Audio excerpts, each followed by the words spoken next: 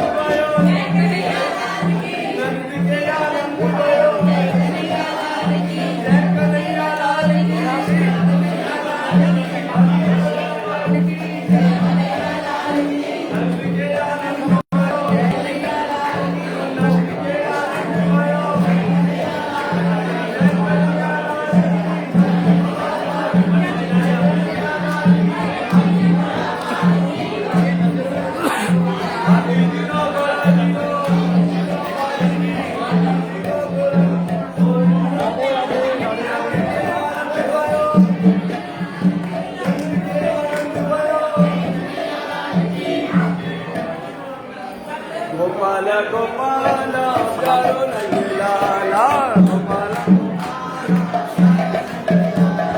गोपाल गोपाल प्यारो नंदलाला प्यारो नंदलाला मदनी गोपाल प्यारो नंदलाला मदनी गोपाल गोपाल गोपाल प्यारो नंदलाला बोले महादेव की जय गोपाल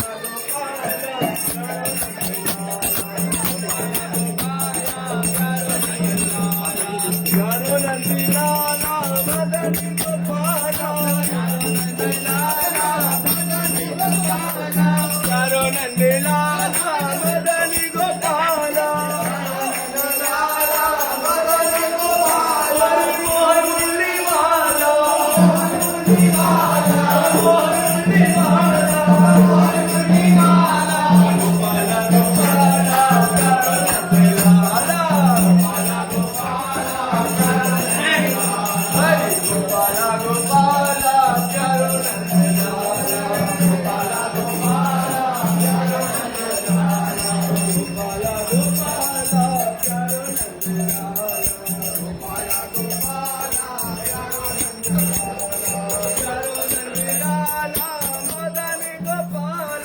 प्यारो नंदलाला मदन गोपाल प्यारो नंदलाला मदन गोपाल गोपाल गोपाल गोपाल प्यारो नंदलाला गोपाल गोपाल प्यारो नंदलाला गोपाल गोपाल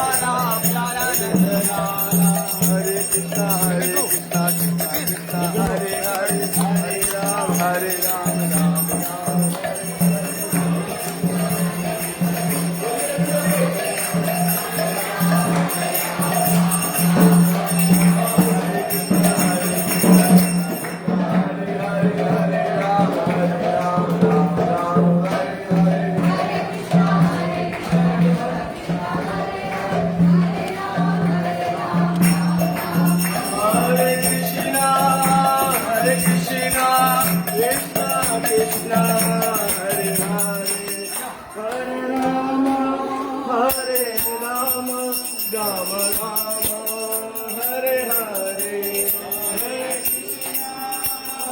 कृष्णा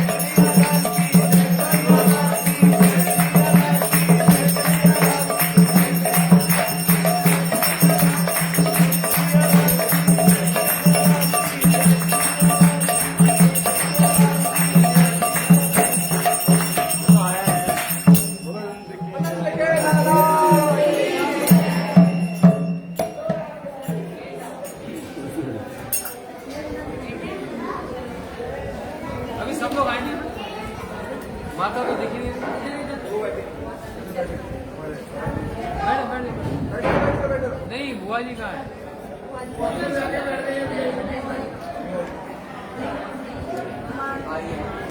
श्री गुरु प्रधान की कृपा से हम जिस स्थान पर उपस्थित हुए हैं वह स्थान नंद भवन श्री नंद महाराज का महल। कल हम गोकुल गए थे। गोकुल को भी नंद भवन के नाम से जाना जाता है। ये स्थान भी नंद भवन के नाम से जाना जाता है। देखो,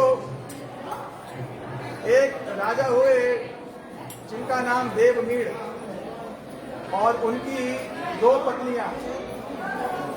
उन दोनों पत्नियों में से एक से आए महाराज, एक क्षत्रिय वंश की और एक गोप वंश की।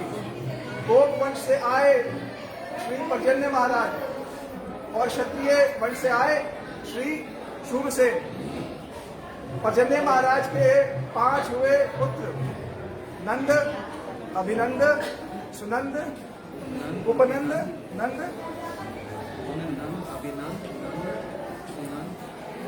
नंदन। तो इन 5 पुत्रों में से नंद महाराज जो थे वह गुणों में सबसे सर्वश्रेष्ठ थे। हमारे आचार्य ने वर्णन किया कि जब श्री पर्जन्य महाराज जी ने ये विचार किया कि अब उनकी आयु हो गई है तो राज्याभिषेक किसका किया जाए, तो सामान्यतः यह प्रक्रिया देखी जाती है कि जो सबसे बड़ा है उसी को राजा बनाया जाता है। तो उपानंद जी को कहा कि आपका राज तिलक होगा। अब उस राज तिलक की सभा में सब लोग बैठे, उपानंद जी बैठे हुए थे, लेकिन एक बड़ी विचित्र बात हो रही थी कि जितने भी सभा में बैठने वाले लोग थे सबकी नजर माने एक भंवरे के समान है और सारे के सारे एक दृष्टि में श्री नंद महाराज की ओर देख रहे हैं। तो उपानंद जी ने कहा, पिताजी, राज तिलक के लिए नाम तो मेरा ही नियुक्त हुआ है कि मैं सबसे बड़ा हूं, लेकिन सभा में बैठे हुए सभी जितने जन हैं उनके नेत्र स्वाभाविक रूप से किसकी ओर जा रहे हैं? नंद महाराज की ओर जा रहे हैं। इसीलिए नाम मेरा उपानंद है। अब इसके 2 अर्थ हो, इसके जो है अर्थ हो सकते हैं। एक अर्थ यह कि जो नंद से बड़े हैं, उपानंद, और दूसरा अर्थ जो कि नंद महाराज के अनुगत्य माने उनके पीछे चलना चाहते हैं। तो बोला कि ना केवल बोले नाम तो मेरा उपानंद है, लेकिन गुणों को देखा जाए, जैसा वात्सल्य, जैसा प्रेम, जैसा स्नेह श्री नंद महाराज के हृदय में है अपनी प्रजा के लिए, वो सबसे उपयुक्त है। और हमारी परंपरा तो स्नेह पर आधारित है। हमारे यहाँ कोई कंपटीशन नहीं कि हम राजा बने। हमारी परंपरा स्नेह पर जो पूरी आधारित है। तो ऐसे नंद महाराज जी को राजा बनाया गया। ये वो राजा है। पहले सभी ब्रजवासी जन इसी स्थान पर वास करते थे। कंस का आक्रमण होता था, यहाँ से सब चले गए गोकुल। गोकुल में श्री कृष्ण का जन्म हुआ। जन्म के पश्चात वहां पर पूतना, शक्तासुर, अघास यहाँ थे, अनेक असुर वहां पर आए। जिस दिन श्री कृष्ण को दाम दंडन किया, हम कल गए थे वहां पर, तो कैसे बांधा गया ऊपर से। उसके बाद जब 2 वृक्ष गिरे तब सब ने विचार किया कि यह स्थान भी रहने के उपयुक्त नहीं है। तो गोकुल से सब लोग आ गए। आज को जिसको कहते हैं छठीगरा, उसका वास्तविक नाम है शक्तिगरा। वहां रहे कुछ समय, फिर काम्य वन गए, काम्य वन से यहाँ आ गए। पूरी की पूरी कृष्ण लीला में कृष्ण एक स्थान से दूसरे स्थान पर घूम रहे हैं। ब्रज शब्द का अर्थ यही होता है कि जो लगातार घूमता रहे। श्री कृष्ण ब्रज में एक जगह पर स्थिर नहीं बैठे, इसलिए हम लोग भी स्थिर नहीं बैठ रहे हैं। पिछले 3 दिन हो गए आप लोगों को सांस लेने का मौका नहीं मिला है। घूमे जा रहे ना भाई। ठाकुर घूमे, हम कैसे बैठ जाए भाई? जिस भूमि पर श्री कृष्ण घूम रहे हैं वो सांस नहीं ले रहे हैं तो हमारी क्या बात है? वो घूमेंगे, हम भी घूमेंगे और उनके पीछे घूमते घूमते घूमते घूमते एक दिन उन्हीं के पास पहुंच जाएंगे। ये ब्रज, यह स्थान श्री नंद महाराज का अनेक लीला है। बिल्कुल पास ही में एक स्थान है, हाउ बिलाऊ। जैसे माताएं अपने बालकों को डराती हैं कि भैया देखो संध्या हो गई है, अब तुम खेलना बंद करो, तुम्हारे भोजन का समय हो गया है, नहीं आओगे तो पास में क्या है, हमारे शहर में कहते हैं बूढ़ा बाबा आके ले जाएगा, देखो थैले में बंद करके ले जाएगा, ऐसी सी बात कहते हैं। तो मैया ने कहा देखो ये कृष्ण बलराम दोनों के दोनों क्या कर रहे हैं, खेल रहे हैं। तो कैसे खेलते हैं? मैया बड़ा सुंदर श्रृंगार करती है, मोर पंख धारण करवाती है, सुंदर अलंकार धारण करती है। हाँ, ठाकुर जी के ऐसे अभूतपूर्व नेत्र ने पीताम्बर धारण किया और बलदेव जी भी सुंदर नीलांबरधारी, दोनों सुंदर श्रृंगार करते हैं और जूही नंद भवन से बाहर निकलते हैं। पास में नंद कीड़क है, नंद बाबा गौशाला में जाकर के दोनों गोमूत्र स्नापयित्वा गो रजस आभरकम, गोमूत्र में स्नान कर लेते हैं, गोबर में घेर लेते हैं, एक दूसरे को कीच फेंकते हैं। हम भैया सुंदर करके बाहर भेजे, दोनों भूत बन के अंदर आ जाए। बोले रे बालको, मैंने तुम्हें सुंदर श्रृंगार किए, क्या किया तुमने? लगता है पहले जन्म में तू सुअर था, है तू शूकर था। श्री ठाकुर जी बलदेव जी की ओर देखते हैं, बोले भैया देखो ये बात की माताएं सब जानती है, बात सत्य है। बोले क्यों? बोले हमने शूकर अवतार लिया ना, शूकर अवतार दिया, माता सब जानती है। ऐसी लीलाएं हुई। एक समय श्री रोहिणी जी को कहा, माता ने कि जाइए दोनों कृष्ण बलराम को ले आइए। अब श्री कृष्ण बलराम दोनों को संध्या हो गई है, अब बालक अपने खेल में मस्त हो तो आता नहीं। रोहिणी जी बड़ी सीधी है, सरल है, बोले बालकों आ जाओ, भोजन का समय हो गया। अब कृष्ण बलराम सुनते नहीं, रोहिणी जी वापस आ गई। रोहिणी जी के मुख को देख करके यशोदा जी ने कहा क्या हुआ? बोले आपको पता है क्या हुआ, मेरी बात सुनते नहीं।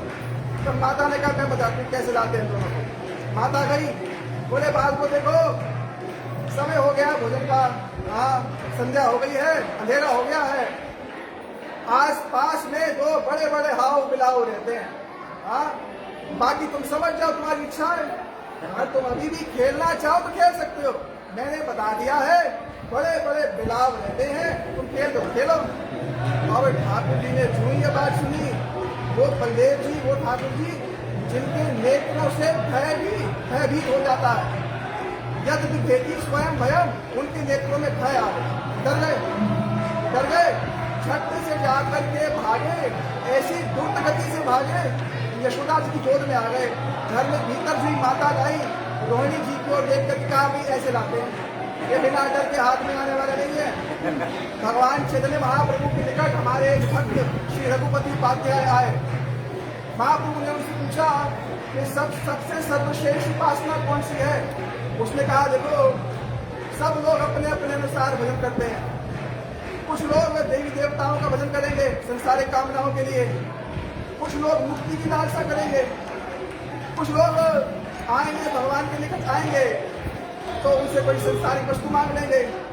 अलग अलग लोग अपने अपने मत के अनुसार भजन करते हैं। मैं किसका भजन करता हूँ? कहते हैं स्मृति मित्रे भारत भजते मन भव गीता, हम अहमेव नंदन वंदे यस्य आनंदे पर ब्रह्म। लोग श्रुति के डर से भजन करते हैं, भाई भजन कर लो वरना क्या होगा। कुछ लोग स्मृति के डर से भजन करते हैं, लेकिन मैं किसका भजन करता हूँ? मैं उस नंद महाराज का भजन करता हूँ। बोले सब लोग तो कृष्ण का भजन करते हैं, आप नंद महाराज का भजन करते हैं। बोले जिसके घर में, जिसके आंगन में श्री कृष्ण भी घुटने के बल चले, तो सोचो उस नंद महाराज का क्या उनकी क्या व्यक्तित्व होगा, उनकी सत्ता क्या होगी। तो मैं उस नंद महाराज का भजन करता हूँ। श्री कृष्ण छोटे से या बाल्यकाल में दूर से दो चरणों को देखते आते हुए तो जाकर के श्री कृष्ण चरणों को पकड़ लेते हैं और ऊपर देखते तो बोले ओ आई एम रियली सॉरी, मैंने सोचा हाथ में पिता है। फिर वापस जाते हैं। और एक समय दोनों भैया पहली बार घर से बाहर निकले तो बछड़ा कभी देखा नहीं, ना बछड़े की पूछ देखी, बाहर निकले, अब बछड़ा बैठा हुआ है। बलदेव जी और वहां पहुंचे, बलदेव जी ने देखा पूछ है, ये क्या होता है? उनसे पूछा क्या होता है? बोले भैया पता नहीं क्या है, यहाँ पहले पूछ देखी फिर अपनी देखी। बोले हमारी तो है नहीं। बोले हमारी तो कुछ नहीं है। बोले होगा कुछ है। वो भगवान होकर किस प्रकार पूजा करते हैं। अब इतने पे बछड़ा बिदक गया, भाई बछड़े को क्या पता क्या कर रहे हैं, वो तो वहां पर इन्वेस्टिगेशन कर रहे हैं, ये भैया पूछ यहाँ पे हमारे को नहीं है। बछड़ा बिदक गया। अब बछड़ा बिदका, ये भयभीत हो गए दोनों और बछड़े की पूछ को पकड़ लिया। जब व्यक्ति को डर लगता तो क्या होता है, वो उसको ऐसा पकड़ा कि बछड़ा भागे। नंद भवन की पूरी परिक्रमा हो रही है। ठाकुर जी भूमि पे लौटे जा रहे हैं और चिल्लाए जा रहे हैं माता बचाओ, माता बचाओ, माता बचाओ। मैया यहाँ पर अपने जितने परिकर हैं उनके साथ बैठ करके घर के लिए कार्य कर रही हैं और सारी गोपांगनाएं हंस रही हैं। ठाकुर जी के चरण में, उनके चरण में नूपुर हैं। नूपुरों की ध्वनि से सारा का सारा नंद भवन, सारे के सारे ब्रजवासियों का हृदय जो है वह गुंजायमान होता है। तो मैया बचाओ ऐसे कहने लगे। तो मैया ने कहा, रे बाबर एक बात बता। तो कह रहा है बचाओ, हाँ बचाओ, एक बात बता, बछड़े ने तेरे को पकड़ रखा है या तूने बछड़े की पूंछ पकड़ रखी है? ठाकुर जी ने कहा, भाई पूंछ तो हमने पकड़ रखी है, तो छोड़ दे फिर। बोले इतनी बुद्धि हमारे में नहीं है। ऐसे श्री ठाकुर जी की मधुराती मधुरतम लीला यहाँ पर हुई है। हम यहाँ पर आए हैं, समय की सीमा है, पास में बहुत पूरा आनंद गांव जो है वह अनेक अनेक प्रकार की श्री कृष्ण लीला से भरा हुआ है। और हमारे गुरुदेव तो कहते ये नंद भवन भी विरह का स्थल है। न जाने कितने लोग समझ पाएंगे इस बात को कि कैसे जब श्री कृष्ण यहाँ से गए। अभी हम एक स्थान पे जाएंगे जहाँ पर श्री कृष्ण के चरण चिन्ह है। वो चरण चिन्ह जो अक्रूर जी ने देखे थे जब वो कृष्ण बलराम को यहाँ से मथुरा ले गए थे, तो कहते विरह का स्थान है ये। हम यहाँ पर आए, विशेष करके श्री यशोदा जी को हम यही प्रार्थना करते हैं कि आप हमें कृष्ण भक्ति प्रदान कीजिए।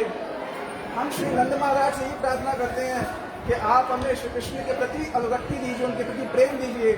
क्योंकि परिकरों के क्रम में चलने को परिक्रमा करते हैं। एक कहते हैं यात्रा, आए और गए, आए बैठे चले गए, लेकिन हम यात्रा नहीं कर रहे। हम क्या कर रहे हैं? परिक्रमा कर रहे हैं, परिकरों के पीछे पीछे चल रहे हैं, साधुओं के पीछे चल रहे हैं। महाराज जी हमें लेकर के जा रहे हैं। कुछ सामान्य नहीं है। हमारे गुरु जी कहते थे, तुम्हें नहीं पता इस बात का, तुम तो आए हो, तुमने सोचा ये छोटी सी जगह है, कुछ ऐसा है, लेकिन तुम्हें ये नहीं पता कि यहाँ के वायु, यहाँ की धूलि के स्पर्श से तुम्हारा कौन सा संस्कार बन रहा है। हम लोग नहीं जान पाएंगे। कभी किसी समय वो संस्कार हमारा उदय होगा।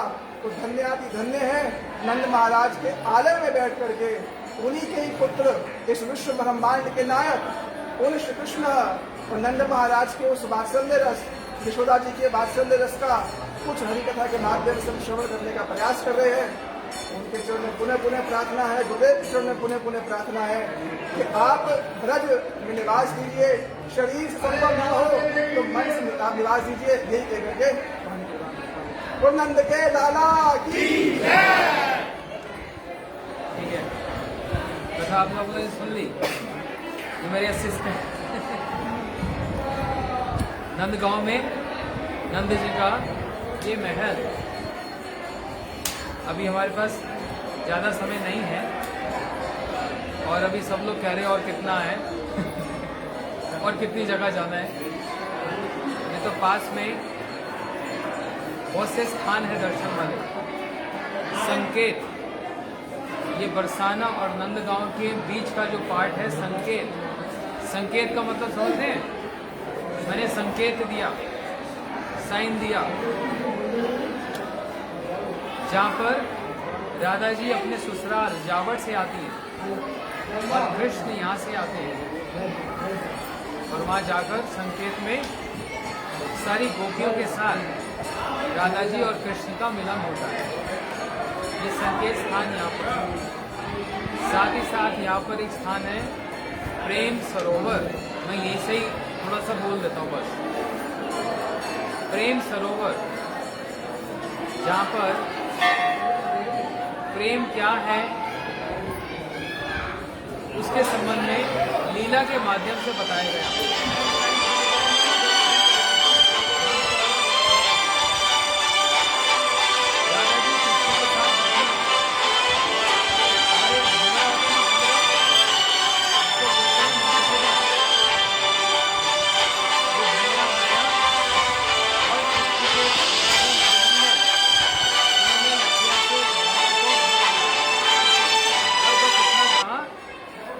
मधुसूदन चला गया।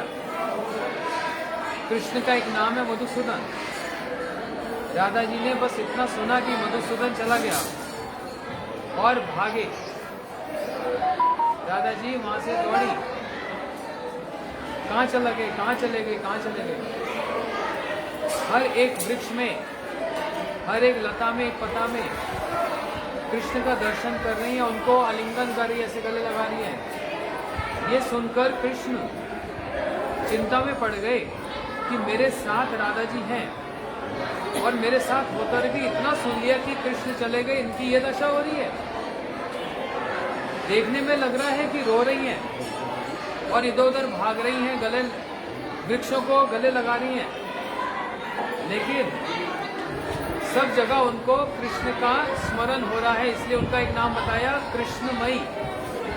ये सब कथा और कहीं सुनने में नहीं मिलेगी। बड़ी मुश्किल भी लग रही होगी, आप लोग सब नए हैं ना, लेकिन सुन लीजिए, सुनकर कुछ तो हृदय में बैठ जाएगी बातें।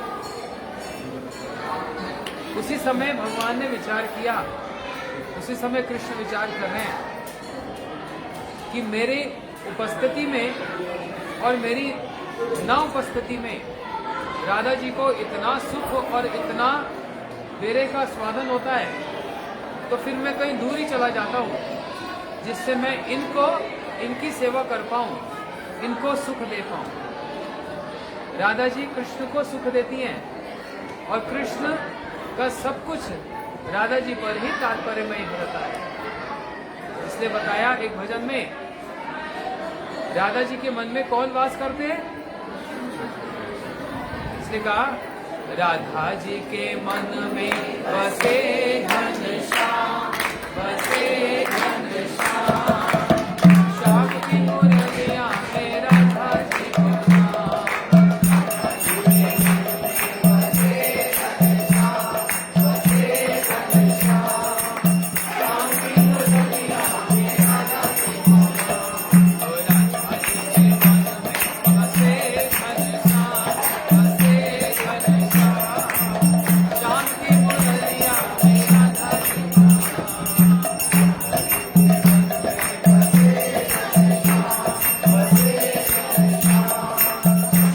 को नाम।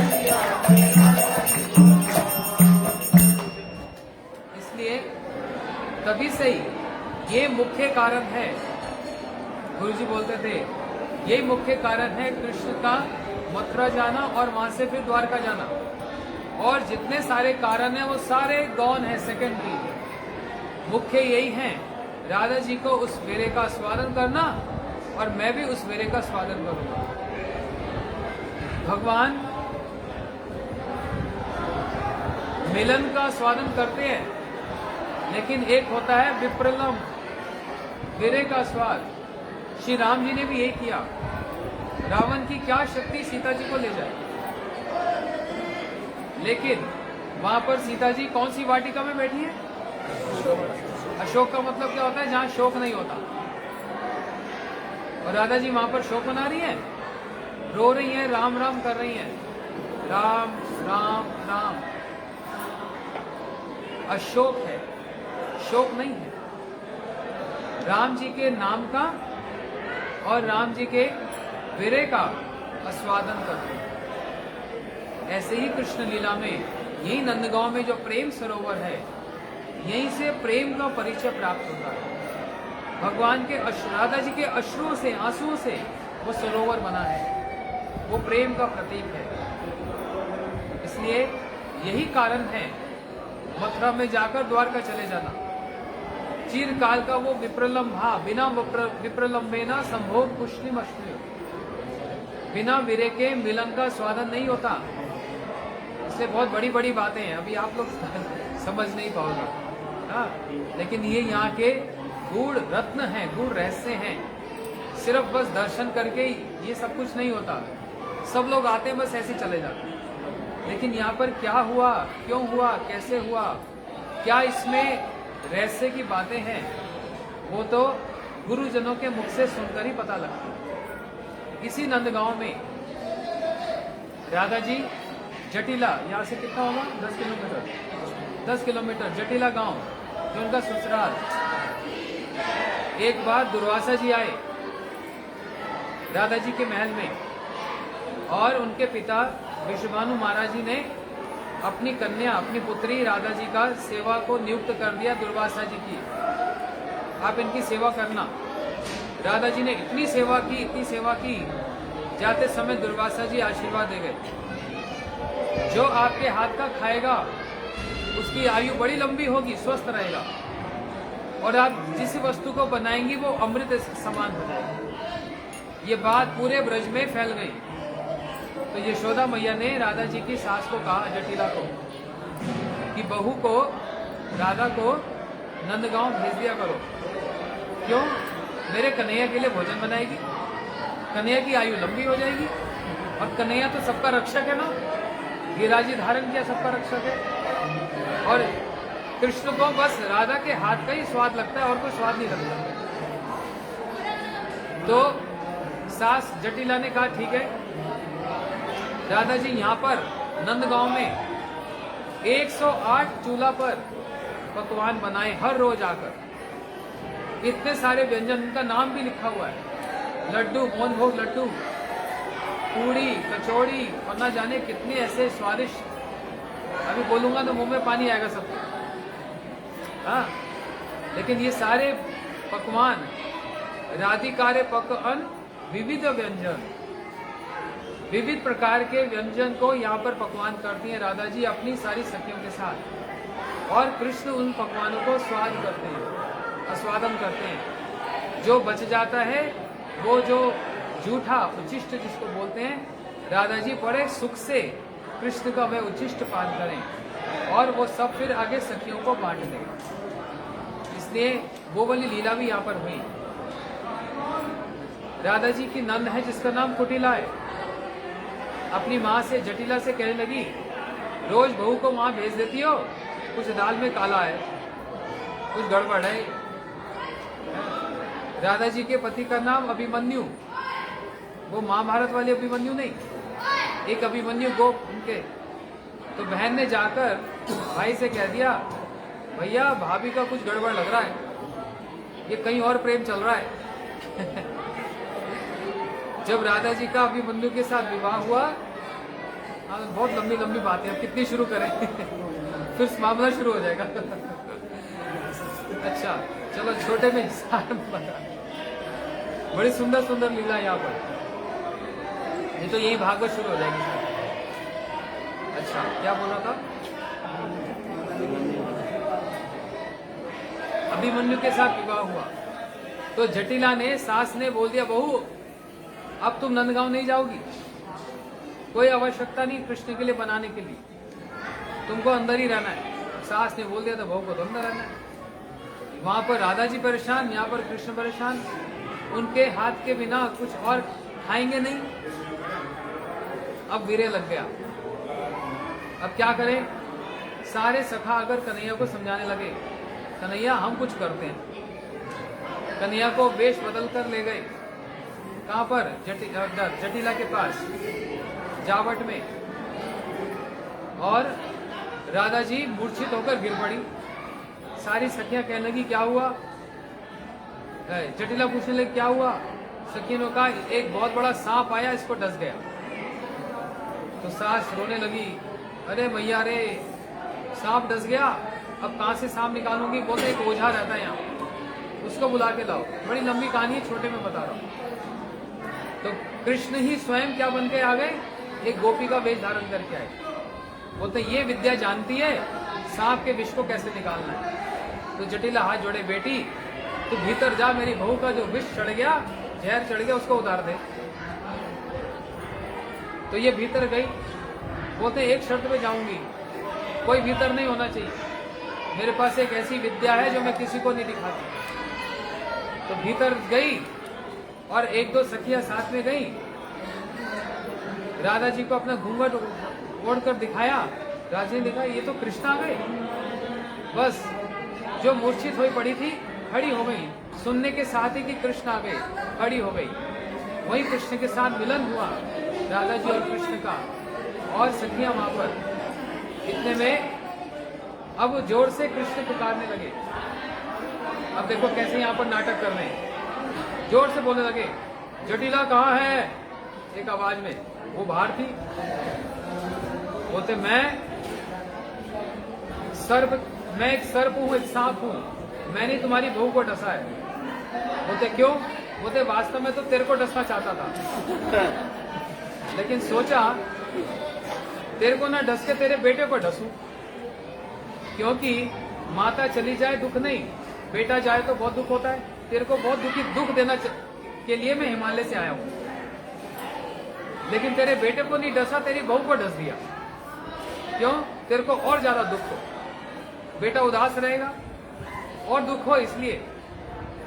क्यों डसा? बोलते इसलिए डसा क्योंकि तूने अपनी बहू को नंदगांव जाने के लिए मना कर दी ना, इसलिए ये अपराध का दंड है। तो हाथ जोड़ने लगी, नहीं आज के बाद मैं कभी नहीं रोकूंगी बहू को, आज के बाद कभी नहीं रोकूंगी, बस जैसे तैसे इसका विष निकल जाए।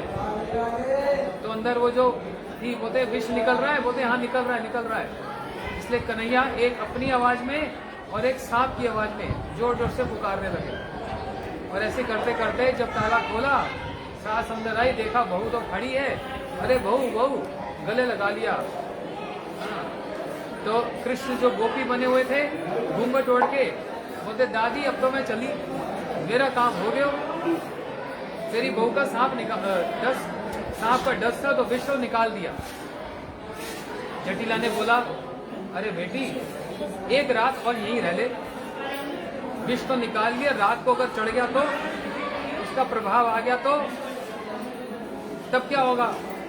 बोलते नहीं, मैं एक रात अपने घर में पिता के साथ ही रहती हूँ, मैं इधर उधर नहीं रहती। अरे बेटी प्रार्थना करती हूँ, तेरे पांव पड़ती हूँ।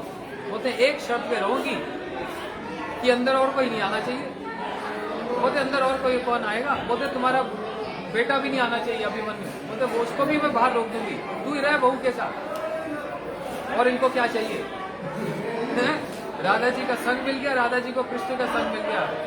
और जो अष्ट सखी हैं, ललिता विशाखा, सब की सब वहां पर, और अंदर इनका रास आरंभ हो गया। बाहर जटिला बैठी, हाँ बहू अब ठीक हो जाएगी। इस प्रकार ये तो एक छोटी सी मैंने बात बताई है, ऐसे यहाँ पर हजारों कथाएं हैं राधा जी की और कृष्ण के मिलन की कथा। किस लिए ऐसा किया? सारे जगत को प्रेम की शिक्षा देने के लिए। ये नंद भवन, नंद का मतलब ही क्या होता है? आनंद। क्योंकि नंद के घर क्या भयो? क्या भयो? हाँ, नंद के घर आनंद भयो। यहाँ पर आनंद ही आनंद है, मजा नहीं है।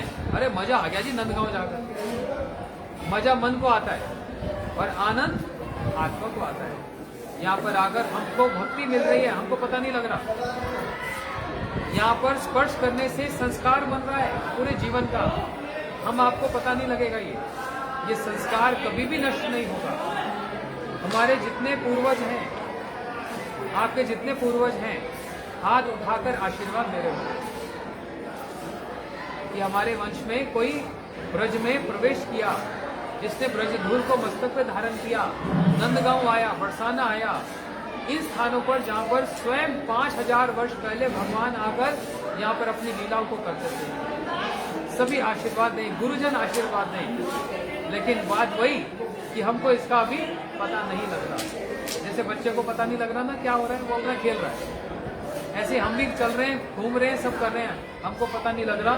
लेकिन इतना बड़ा एक संस्कार बन रहा है हमारे अंदर, इसका एक दिन हमको एहसास होगा, हमको भक्ति की प्राप्ति होगी।